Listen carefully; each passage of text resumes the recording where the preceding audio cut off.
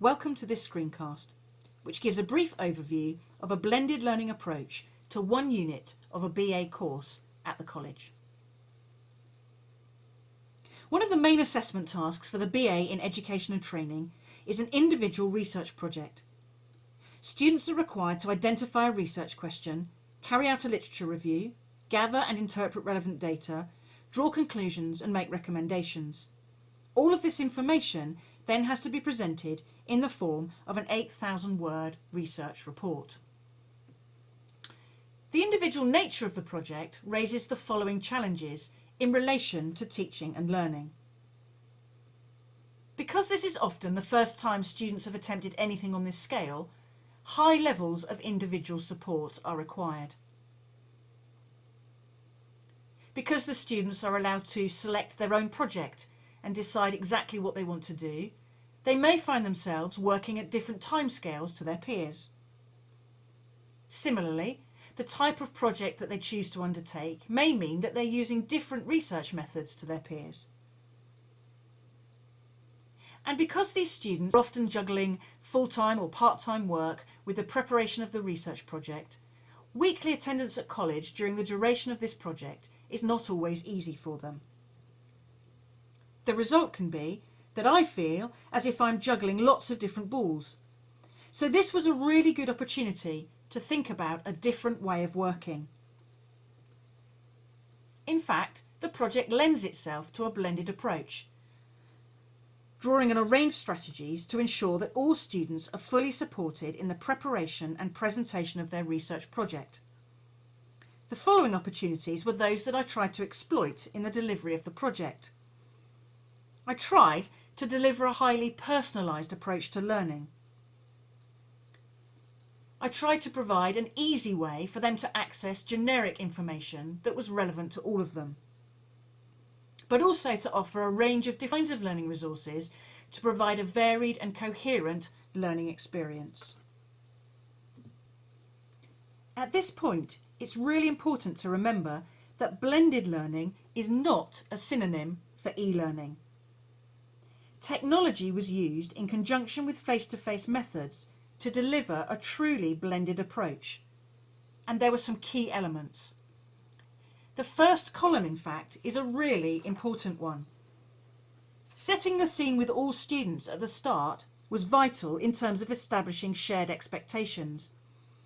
After that, we had 3 or 4 whole group sessions during the 2 terms that the project lasted, which served to ensure that everyone was on track, to share progress and challenges, and to cover key stages of the research process together so that everyone had access to the same information.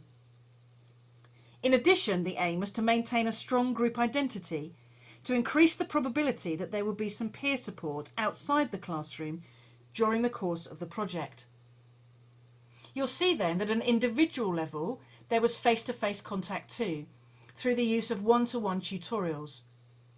Now these were offered face-to-face but could also be done via Skype, and technology was used again to give email support, to make use of EILPs to monitor progress, and we also used a tool called Doodle, which allowed us to book tutorials. Students could log on for themselves and see if the slot that they wanted was available to them. And technology was also used as a Moodle unit, where I put up a variety of resources that the students could choose from in order to guide their own way through the project for themselves. What you see here is the first block of the Moodle course that I set up for the students to do their individual research project. And I actually allocated each phase of the project its own block in order to keep things as manageable as possible. So let's take a closer look at the materials in 2 of the blocks in order to see the sorts of things on offer. So here's the first part of a lesson about designing questionnaires. The lesson format works well because a range of activities can be embedded into one lesson. So here I've used a very basic format: video clips and then a questionnaire, plus a feedback mechanism, the discussion forum, to assess learning. Not all students were planning to use questionnaires, so giving this as an option, along with material for other research methods in different parts of the block, allowed them to create their own personalised learning pathway. For the writing phase, I wanted to give students some clear guidance for each section of the report.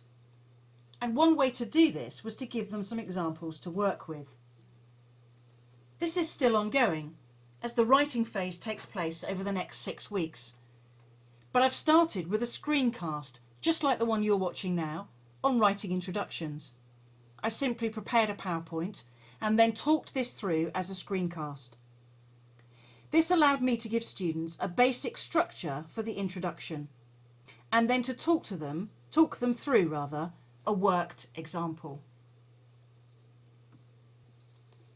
There are lots of things I would do differently if I did this again, but there are lots of things that have gone well too.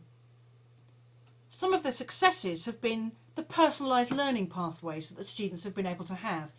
They've been able to select the material they wanted to use to support their studies, to ask for help when they needed it, and to navigate their way through the various resources, choosing the ones that were really important for them. This meant that the tutorials themselves allowed for a much more concentrated one-to-one support.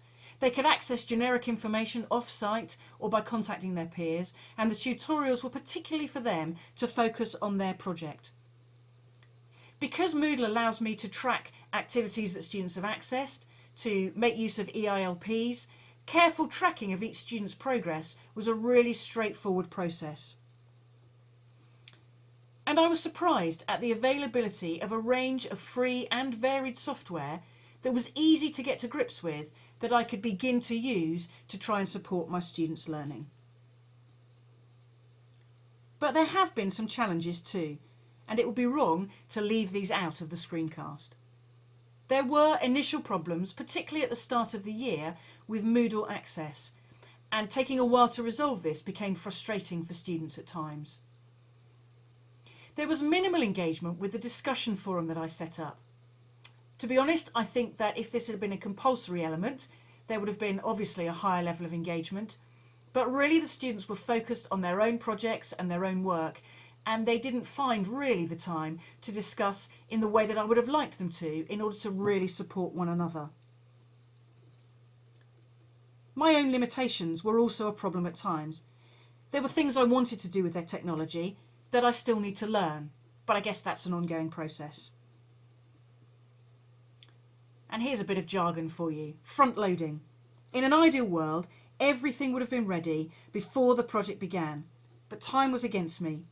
So if I did it again, I'd want the resources to be ready, and the work I've done now means that an awful lot of them could be. And then there would just need to be some tweaking, and my focus could switch much more easily to the students' progression through the project. Overall though, this has been an exciting project with huge potential for further development.